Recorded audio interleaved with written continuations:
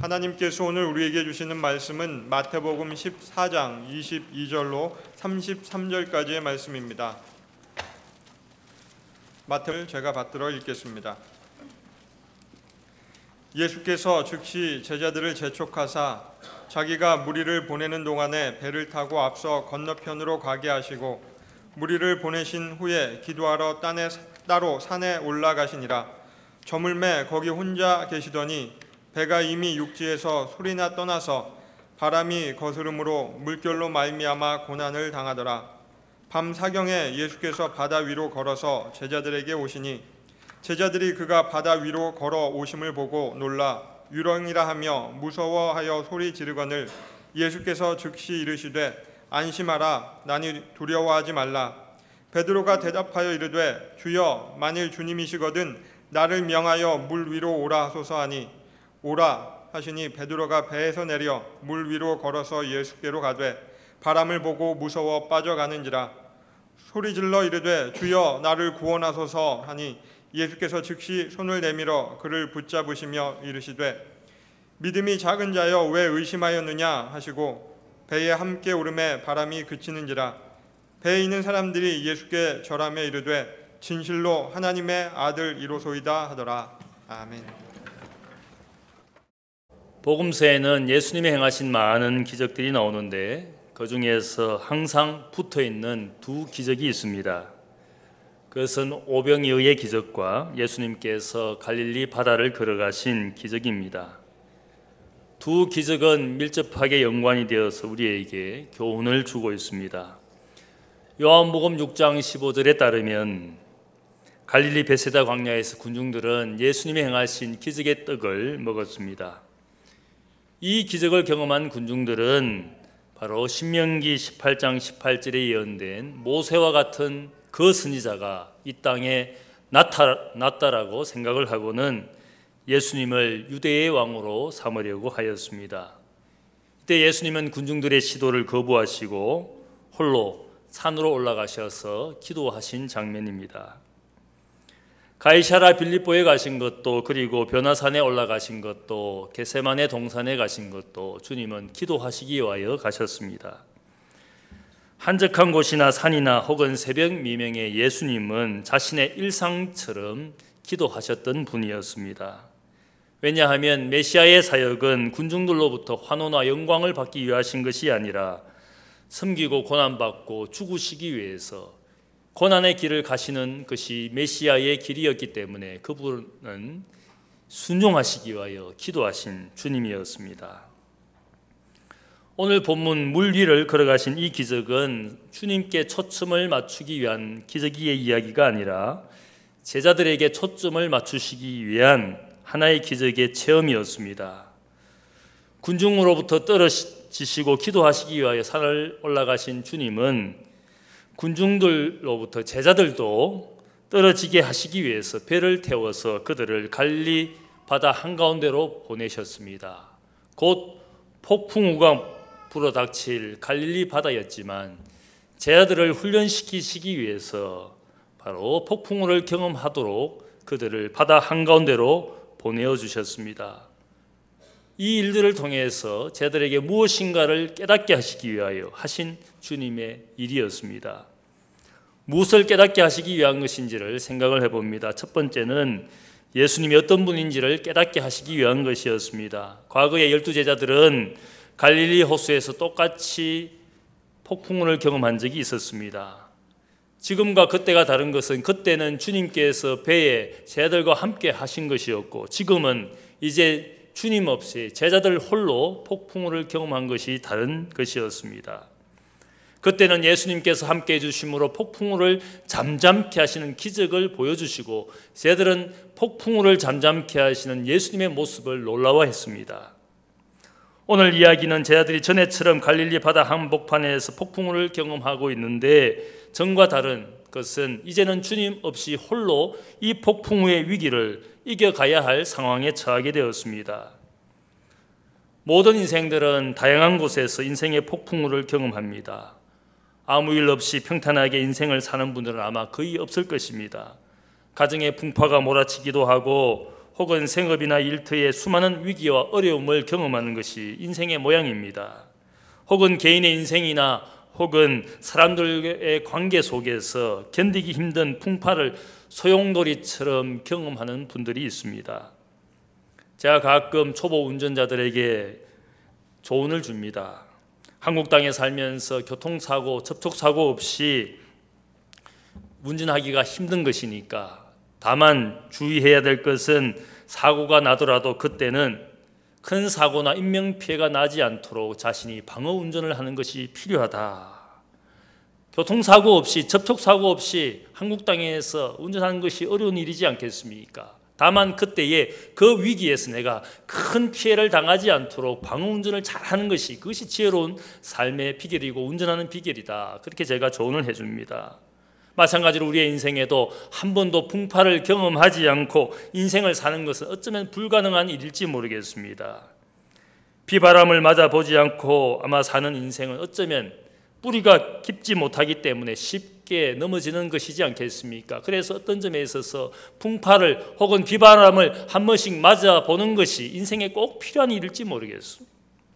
예수님은 더 이상 주님을 보지 못하고 살아가게 될 미래의 제자들과 미래의 교회들을 위해서 이 경험을 통해서 가르쳐주고 계시는 분명한 교훈이 있습니다. 인생의 풍파를 맞이할 때 우리가 꼭 알아야 할 것이 있습니다. 첫 번째 알아야 될 것은 갈릴리 바다 자체가 그들에게 위기가 된 것입니다. 갈릴리 호수는 지금도 이스라엘 국민의 식수 60%를 담당하는 생명줄과 같은 호수입니다. 만일 갈릴리 호수가 없다면 아마 이스라엘 백성들은 지금도 아마 물을 구하느라고 힘들어할 것입니다. 예수님 당시에도 많은 갈릴리 사람들과 어부들의 생계를 이어주는 귀중한 물질적인 자원이 이 갈릴리 호수였습니다. 우리가 위기를 맞이할 때에 알아야 될 것이 있습니다. 내가 가지고 누리고 있는 것 때문에 위기가 오는 것이라는 것을 알아야 됩니다.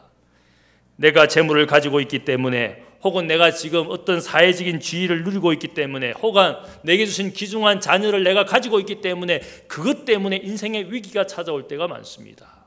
내가 가진 부를 유지하고, 내가 먹고 사는 생업을 유지하고, 혹은 내가 가지고 있는 어떤 사회적인 지위가 흔들림 없이 살도록 하는 그 모양 때문에, 그것 때문에 위기가 찾아오는 것이지 않겠습니까? 내가 만일 가지지 못하고 누리고 있지 못한다면 아마 우리가 인생의 위기도 없을지 모르겠습니다. 갈릴리 호수가 그들에게 중요한 자원이었기 때문에 어쩌면 그것 때문에 위기가 오는 것일지 모르겠습니다. 우리 인생에 위기가 찾아올 때에 우리가 생각해야 될 것은 내가 가지고 누리는 것 때문에 인생에 위기가 왔구나, 그렇게 생각해야 될 것입니다. 둘째 알아야 될 것은 폭풍우가 올 것을 아시지만 호수 한가운데로 그들을 보내신 분이 우리 주님이라는 사실입니다. 인간은 세상에 결코 실존주의자들이 말하는 것처럼 세상에 우연히 던져진 존재가 아닙니다. 성경이 우리에게 이야기하는 것은 모든 인생은 하나님의 섭리와 목적 가운데 인생에 왔다라는 사실들을 성경이 증거하고 있습니다. 시편에서 다윗이 말하기를 내 형질이 이루어지기 전에 주의 눈이 보셨으며 나를 위하여 정한 날이 하루도 되기 전에 주의 책에 다 기록이 되었나이다, 이런 고백을 했습니다. 이런 고백은 인생을 향하신, 자신을 향하신 하나님의 목적이 있는 것이고, 인생의 한 날도 지나가기 전에 인생의 모든 날이 하나님의 눈앞에 있는 것이다. 인생의 날도, 인생의 모든 삶의 모양이 다 하나님의 섭리와 목적 가운데 이루어진 것이다. 이것이 다윗의 고백입니다. 인생의 위기조차도 하나님의 목적 가운데 있는 줄로 믿습니다.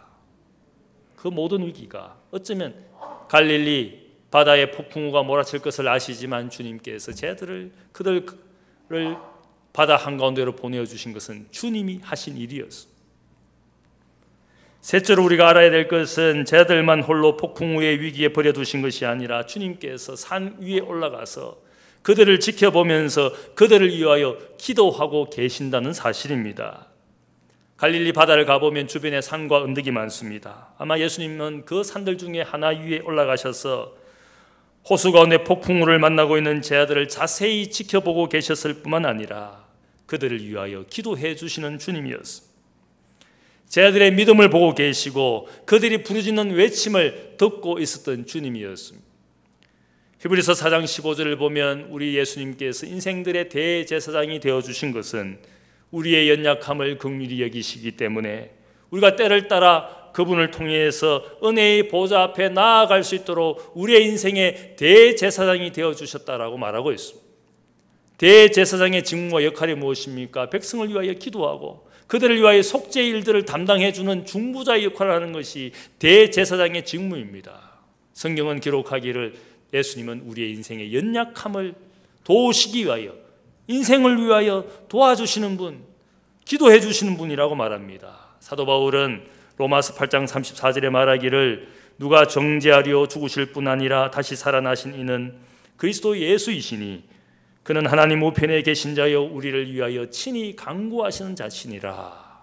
바울은 주님이 우리를 위하여 존재해 주시고 우리를 위하여 하나님 우편에서 지금도 기도해 주시는 기도자라고 우리의 주님에 대해서 이야기합니다. 사도 요한은 성령을 보혜사라고 표현했습니다. 또한 사도 요한은 예수님을 요한 1서에서 대언자라고 그렇게 성령과 예수님을 표현했습니다. 이 대언자 혹은 보혜사라고 번역되어지는 헬라어 단어 파라클레토스라는 그 말의 뜻은 위로자이다, 대언자이다, 카운셀러이다 혹은 변호사라는 뜻을 가지고 있습니다. 변호사는 자신의 의뢰인이 아무리 흉악한 죄인이라도 변호하는 그 순간에는 변호사의 직무를 할 그 순간부터는 그 죄인의 편이 되어줘서 그를 위하여 변호해 주는 것이 변호사의 직무입니다. 사도 요한은 성령과 예수 그리스도가 우리의 편이 되어주셔서 인생의 연약함을 도와주시는 위로자이시고 카운셀러이고 우리를 위하여 인생을 인도하시는 인도자라고 그렇게 예수님과 성령에 대해서 표현했습니다. 우리를 세상의 위기에 인생의 위기 가운데 버려두시는 것이 아니라 주님은 지켜보시고 기도해 주시는 분이라고 말하고 있습니다. 네 번째로 우리가 알아야 될 것은 주님께서 반드시 인생의 위기 가운데 우리를 찾아와 주시는 주님입니다. 본문 24절을 보면 제자들이 배를 타고 호수 가운데로 갔을 때 풍랑이 일기 시작했습니다. 아마 제가 생각할 때 초경 정도에 저녁 6시 정도에 그들은 배를 타고 바다 한가운데로 갔습니다. 갈릴리 호수는 남북의 길이가 21km, 동서의 길이가 11km, 둘레가 53km가 되는 어마어마한 호수입니다. 거기에 가보면 진짜 호수가 아니라 바다라고 여길 정도로 어마어마한 호수입니다. 그 넓은 호수 한가운데 그것도 초경부터 그들이 배를 타고 폭풍우를 경험하면서 밤 사경 새벽 3시가 될 때까지 고난을 무릅쓰면서 고통 가운데 있었습니다. 절망적인 상황이었습니다. 그 넓은 호수 한가운데 밤 사경 가장 깊은 밤에 폭풍우가 몰아치는 그 장소는 가장 절망적인 시간과 절망적인 장소였습니다. 그 모든 상황을 우리 주님께서 산 위에 지켜보고 계시면서 오늘 말씀을 보니까 그들은 비록 어부였지만 그들의 경험과 지식과 어떤 연륜으로도 바다 한가운데에서 벗어날 수 없는 절망적인 상황에서 어쩌면 그 컴컴한 바다에 누군가 자신을 위하여 도와주기 위해서 올 수 있다라는 사실들을 전혀 상상할 수 없는 그런 상황이었습니다. 그런데 놀라운 것은 주님께서 그 컴컴한 바다 폭풍우가 몰아치는 바다를 걸어오시는 주님을 그들이 보게 되었습니다. 흔히 이 장면을 생각하면 주님께서 바다 위를 걸어가신 놀라운 기적을 만드신 기적의 연출자이다. 기적의 예수님에 대해서 우리가 그렇게 관심을 가지고 생각할지는 모르겠지만 저는 다르게 생각합니다. 절망적인 상황에 빠져있는 인생을 위하여 그 큼큼한 바다를 위기의 바다를 건너오시는 주님은 기적과 영광을 보여주시기 위한 것이 아니라 인생을 그러한 자리에서도 찾아와 주시는 긍휼의 하나님, 우리의 연약함을 도와주시기 위하여 큼큼한 바다를 건너오시는 우리 주님이라는 사실을 우리가 깨달아야 합니다. 인생을 돕고 섬기기 위해서 캄캄한 바다를 걸어오시는 주님, 그 주님은 어떤 모습입니까? 인자가 이 땅에 온 것은 섬김을 받으려 함이 아니라 군중으로부터 환호와 영광을 얻기 위한 것이 아니라 철저하게 인생을 섬기기 위해서 심지어는 자기의 목숨까지 대속물로 주기 위해서 이 땅에 오신 것이라는 그 사실을 보여주시는 모습입니다. 캄캄한 바다 절망적인 상황 가운데 그 인생과 제자들을 도와주시기 위하여 캄캄한 바다를 건너오시는 우리 주님, 그 주님이 얼마나 고마운 주님입니까? 구약 성경 말라기 3장 2절을 보면 하나님에 대해서 말라기 선지자가 이야기합니다. 하나님은 마치 금을 연단하는 자의 불과 표백하는 자의 재물과 같은 것이라. 그가 은을 연단하여 깨끗하게 하는 자 같이 앉아서 레위 자손을 깨끗하게 하되 금, 은같이 연단하리니 그들이 공의로운 재물을 나 여호와께 바칠 것이라. 하나님을 비유하기를 금은으로부터 순금을 만들어내고 순은을 만들어내는 하나님과 같이 표현했습니다. 마치 금장색, 은장색처럼 순금, 순은을 만들어내기 위해서 화롯불을 피우고 금을 녹여서 그 찌꺼기와 불순물이 다 없어질 때까지 그 화롯불을 지켜보는 대장장이처럼 우리 주님을 비유했습니다. 대장장이는 거기에서 너무 오랜 시간 화롯불에 금은을 두면은 금은 자체가 상하게 됩니다. 또 너무 일찍 금은을 빼내게 되면 여전히 불순물과 찌꺼기가 남아있게 됩니다. 그 화롯불을 한눈 팔지 않고 지켜보시는 우리 주님, 우리 하나님이심을 이야기합니다. 내 인생의 위기에 극한의 고난의 상황에 있을 때 우리가 알아야 될 것은 하나님이 인생을 지켜보고 계신다. 욥이 고난당할 때 하나님이 마귀에게 무엇이라 그럽니까? 그를 결코 상하게 하는 일 없이 그에게 제한을 두었어. 고난을 주시고 시련을 주시는 것은 하나님의 뜻이지만 그냥 버려두시는 것이 아니라 인생을 상하지 않도록 지켜보고 계신 하나님, 그것이 바로 우리 하나님이시고 우리 주님이라는 사실을 여기에서 보여주고 있습니다. 가장 깊은 밤 가장 깊은 곳으로 인생을 찾아와 주시는 우리 주님, 가장 적절한 때에 인생의 위기에 오직 주님만 의지하게 될 때에 세상 모든 의존하던 것을 끊게 되고 오직 주님만 바라보고 주님만 의지하게 되는 그 순간에 인생을 찾아와 주시는 우리 주님이라는 것을 이 폭풍우의 경험을 통하여 그들에게 알게 해주셨습니다. 두 번째로 폭풍우의 위기 가운데서 가르쳐 주시는 교훈은 진정한 믿음이 무엇인지를 가르쳐 주었습니다. 제자들은 바다 위를 걸어오는 예수님을 보고 유령인 줄을 알고 두려워했습니다. 그때 주님은 말씀하시기를 안심하라, 나니 두려워하지 말라. 자신의 존재를 즉시 제자들에게 알려주셨습니다. 위로하시고 도와주시기 위해서 오신 이 주님을 보고 베드로가 감격했습니다. 베드로가 흥분하고 감격해서 주님께 말합니다. 주님, 만일 주시거든 나를 명하사 물 위로 걸어가게 하소서. 이 베드로의 말을 듣고는 주님께서 오라 명령하시고 또 베드로는 주님의 말씀에 순종해서 즉시 물 위를 걸어가는 놀라운 기적을 체험했습니다. 여기서 우리가 베드로의 믿음을 흔히 이야기합니다. 믿음이라는 것은 머리에서 맴도는 것이 아니라 우리의 심장으로 가고 우리의 손과 발로 가는 것이 믿음이라는 것을 우리에게 보여주고 있습니다. 알게 되는 것으로 그치지 않고 손과 발을 내밀어서 배 밖으로 뛰쳐나가는, 그래서 주님을 향해 발과 손을 움직여서 가는 것이 믿음이라고 말하고 있습니다. 바울이 율법주의자들을 경계해서 믿음과 행위를 분리하는 이야기를 많이 했습니다. 그렇다고 해서 바울은 성도의 삶에서 믿음과 행위를 결코 분리하지 않았습니다. 행위 없는, 열매 없는 믿음을 결코 그는 인정하지 않았습니다. 성도의 삶에서 그가 생각할 때 믿음과 행위는 함께 가는 것이지. 그래서 유명한 표현을 씁니다. 사랑으로 역사하는 믿음. 믿음은 사랑으로 수고하고 땀을 흘리고 혹은 수고하는 이 일들이 믿음의 표현이지, 그런 일들 없이, 사랑의 수고 없이 믿음만 홀로 존재하는 것이냐? 결코 있을 수가 없는 일들이다.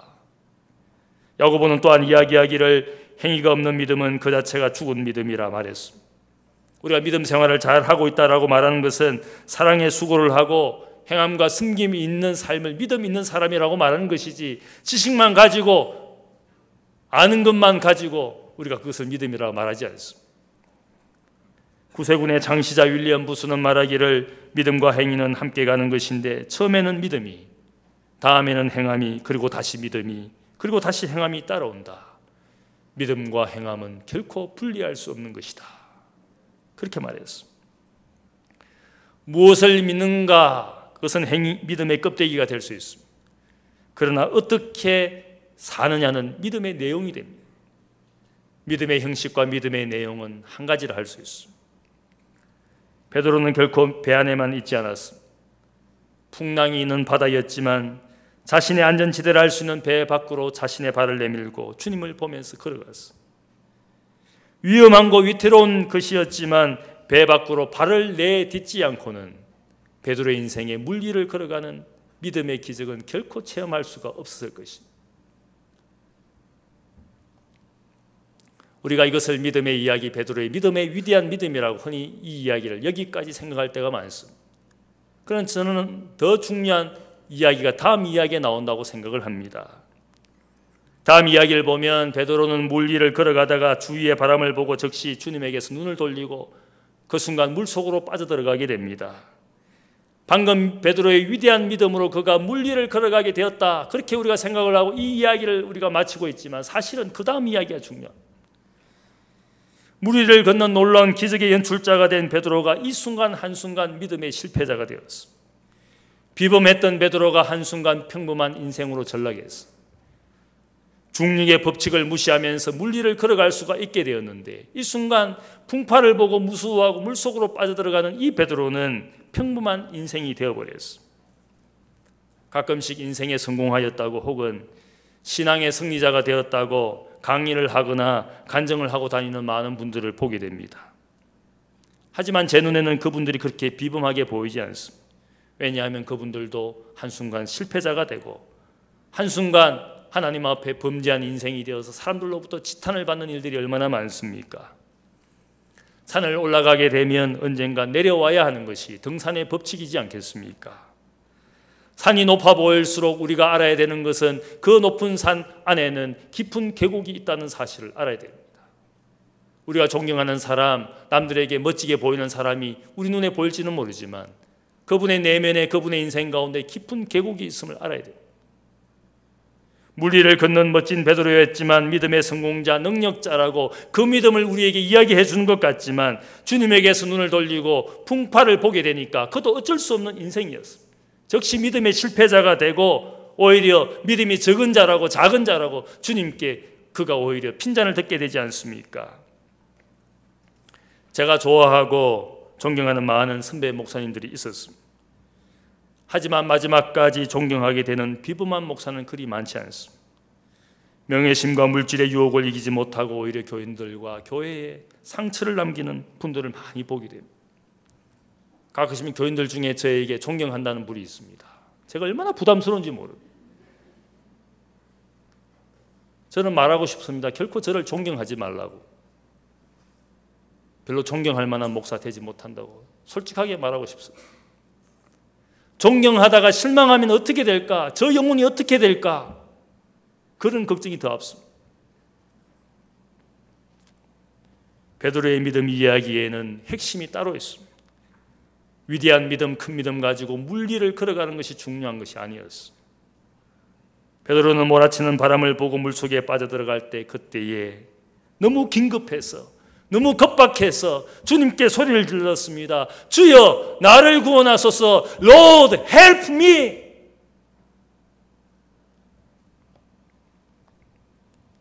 베드로의 외침에 주님께서 즉시 손을 내밀어 붙잡아 주셨습니다. 그리고 말씀하시기를 믿음이 작은 자여 왜 의심하였느냐. 어쩌면 우리는 계속 위대한 믿음, 큰 믿음으로 살기 힘든 인생일지 모르겠습니다. 위대한 믿음을 가지고 아마 물 위를 걸어가는 베드로처럼 살기에는 일생에 그런 일들이 한 번 있을까 말까 한 인생이지 않겠습니까? 그것이 우리의 솔직한 고백이지 않습니까? 중요한 것은 우리의 인생이 늘 실패할 수는 인생이지만 그 실패의 자리에서 주님께 부르짖고 주님께 손을 내미는 것이 더 중요할지 모르겠어요.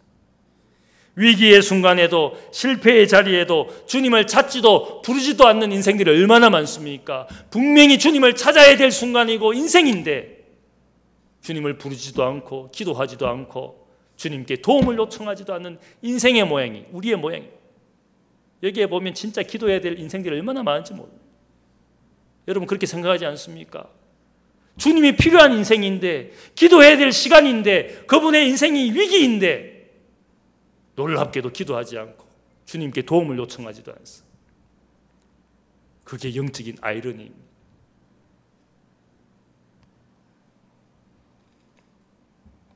주여 나를 도와주소서. 얼마나 간단한 말입니까? 이 말조차도 하지 않은 인생이 더 많다는 것이. 가정에 위기가 오고 자녀들은 믿음 없이 세상에 마음대로 살고 있고 인생의 목적도 없이 여전히 인생의 허무와 공허감 가운데서 방황하고 있는 인생이 많은데 그 인생들이 하나님을 찾지 않습니다. 너무나 간단한 말인데 Lord, help me! 물속으로 빠져들어가는 그 인생이 급박하게 부르짖는 것이 그것이 사실 어쩌면 주님이 필요한 인생이고 구원의 손길이 필요한 인생이기에 그 급박한 순간에 베드로가 주님께 외쳤습니다. 지금 물속에 빠져들어가는데 미사 요구의 기도와 믿음은 필요하지 않습니다. 긴 문장의 기도가 필요하지 않는 일이지 않겠습니까? 마틴 루터는 말하기를 말이 적어질수록 더 나은 기도가 된다.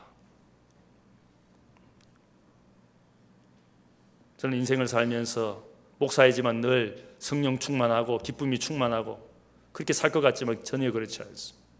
때로 영적인 허무와 무목적에 시달립니다. 영적인 우울증에 시달립니다. 이 말씀을 준비하고 나서 어제 저녁에도 제 마음 한가운데 그런 마음이 들었습니다. 너무너무 인생이 허무하고 의미가 없구나. 그 순간에 말씀을 준비하면서 생각한 것이 이 말씀 베드로처럼 딴 기도가 필요한 것이 아니라 주님 저를 도와주십시오. 그 말 한마디에 제 인생이 마음이 허무하고 우울증에 빠졌던 것이 즉시 주님이 내 마음 가운데 오심을 깨달았습니다. 딴 말이 필요하지 않습니다. 당신 나의 인생의 주인이십니다.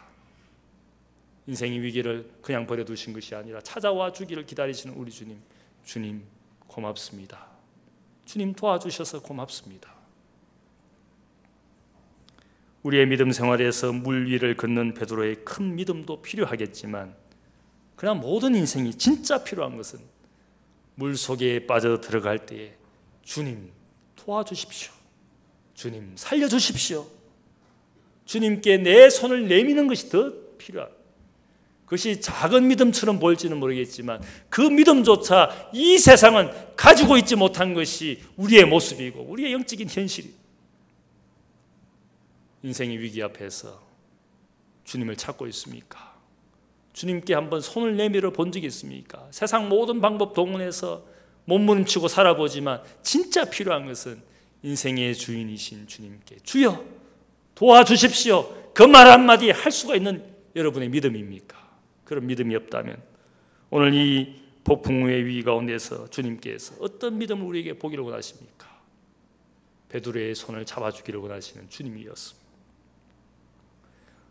세 번째로 폭풍우의 위기 가운데에서 주님께서 보여주시고자 하는 것은 인생의 참된 행복이 무엇인지를 가르쳐주고 있습니다. 여러분이 인생의 행복이 무엇인지 생각을 해보면 아마 여러분이 생각할지 모르겠어요. 세상에서 입심양명하고 출세하는 것, 혹은 평범하지만 여우 같은 아내와 토끼 같은 자식들과 오순도순 재밌게 사는 것, 아마 우리가 생각하는 행복일지 모르겠어요. 그런데 성경에서 인간이 가질 수 있는 최고의 행복에 대해서 공통적으로 말하는 것이 있습니다. 인생의 참 행복은 하나님과 동행하는 삶이라고. 그것이 인생의 참 행복이라고 성경이 가르쳐줍니다. 에녹은 일평생 하나님과 동행하고 죽음의 불행을 넘어서 하늘로 승천했습니다. 의인 노아도 모든 세상이 타락 가운데 살고 있을 때에 그는 홀로 하나님과 동행함으로써 홍수 심판을 면하게 되었습니다. 믿음의 조상 아브라함도 하나님과 동행함으로써 땅과 자손의 복을 받았지만 더 중요한 것은 더 나은 본향 영원한 나라를 사모하며 일평생 살게 되었습니다. 에덴 동산에서 쫓겨나기 전에 아담과 하와는 하나님과 함께 거닐면서 낙원의 복을 맛보았습니다. 낙원이 딴 것이 낙원이 아니라 하나님과 인생이 함께 있고 함께 거처를 정하는 것, 그것이 낙원이었습니다. 야언계시록에 나오는 새하늘과 새 땅 하나님 나라의 모습이 무엇입니까? 사람들이 하나님의 장막에 함께 거처를 정하고 함께 사는 모양이, 그것이 새하늘과 새 땅의 모양입니다. 성경이 말하는 인생의 참 행복은 하나님과 함께 걷는 것, 하나님과 함께 동행하는 것, 그것을 인생의 참 행복이라고 말하고 있습니다. 사도 바울이 우리의 인생의 모양과 지위와 상관없이 혼자 살든지 결혼하여 살든지 그것과 상관없이 무엇이 인생의 참 행복인가 우리에게 암시하는 것이 있습니다. 고린도전서 7장 24절에 그가 인생의 참 행복에 대해서 이야기했습니다. 각각 부르심을 받은 그대로 하나님과 함께 거하라. 고린도 교회의 문제가 되었습니다.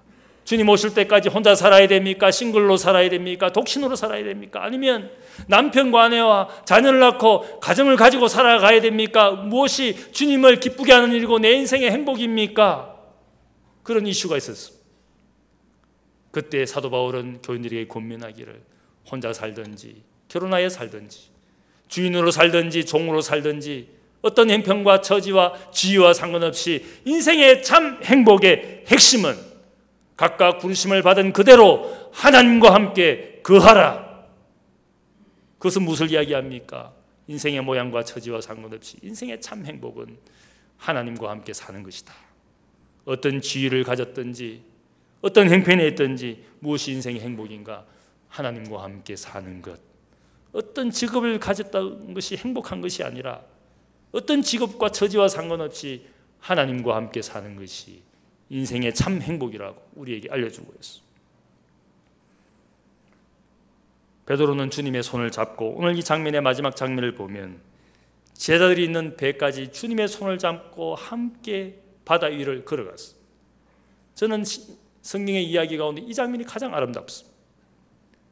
위대한 믿음을 가지고 홀로 바다 위를 걸어가는 베드로가 멋있는 것이 아니라 주님의 손을 잡고 폭풍과 몰아치는 바다 위를 주님의 손을 잡고 주님과 함께 걸어가는 이 이야기가 위대한 진정한 믿음의 이야기다. 홀로 위대한 믿음의 업적을 남기는 것이 위대한 것이 아니라 주님과 함께 인생을 살고 주님과 함께 인생의 바다를 함께 가는 것, 이것이 주님이 우리에게 원하시는 믿음의 삶이라는 사실을 깨닫습니다. 믿음의 성공은 어떤 성취나 업적을 말하는 것이 아니라 하나님과 함께 인생을 사는 것이라 할 수 있습니다.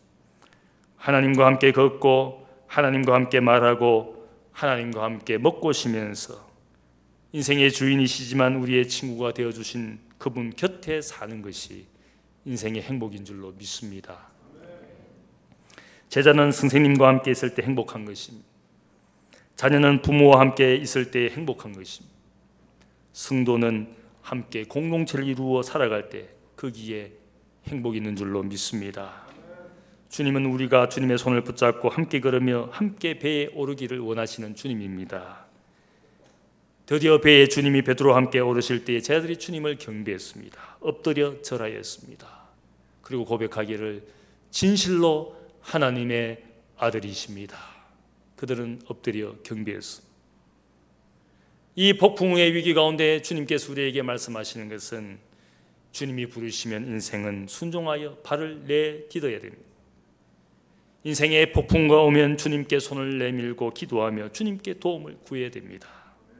그리고 주님께서 내 인생과 내 삶에 오시면 그분이 인생의 주인이신 줄 알고 경배하고 예배할 줄 알아야 되는 것입니다. 주님이 인생에 오시지만 그분을 경배하지 않는 인생이 얼마나 많습니까? 인생의 위기가 찾아왔지만 주님께 손을 내밀어 기도하지 않는 인생이 얼마나 많습니까?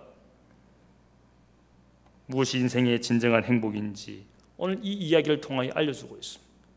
큰 믿음, 위대한 믿음이 중요한 것이 아니라 주님과 함께 사는 작은 믿음이 필요한 세상인 줄 믿습니다. 그 행복을 누리시는 여러분 되시기를 주님의 이름으로 축복합니다. 기도하겠습니다. 사랑의 아버지 하나님 감사합니다. 우리는 늘 큰 믿음 가지고 기적을 만들어내는 능력을 행하는 그런 믿음의 사람이 되기를 원하지만 그러나 우리 곁에 인생의 위기 가운데 찾아와 주신 주님 앞에 손을 내밀고 그분의 손을 잡기를 원하시는 어쩌면 이 시대는 작은 믿음이 필요한 인생인 줄 믿습니다. 인생의 고통과 고난 가운데서도 주님 앞에 기도할 줄 모르고 주님 앞에 도움을 구하지도 못하는 믿음 없는 인생임을 고백합니다. 주여 도와주옵소서. 주여 구원하옵소서. 가정이 위기에 있습니다. 우리의 일터와 생업과 이 땅과 사회가 위기 가운데 있습니다. 그러나 주님이라고 부르짖지 않고 주님의 구원의 손길을 원하지 않는 오늘 불신과 이 세상을 바라보며 하나님 다시 한번 조용히 주님 앞에 무릎 꿇고 경배하여 주님을 인생의 주인으로 모시는 저희들 되기를 원합니다. 인생의 폭풍우를 주님과 함께 거닐며 주님과 함께 배에 오르기를 원합니다. 주님 도와주옵소서. 감사하며 예수님의 이름으로 기도하옵나이다. 아멘.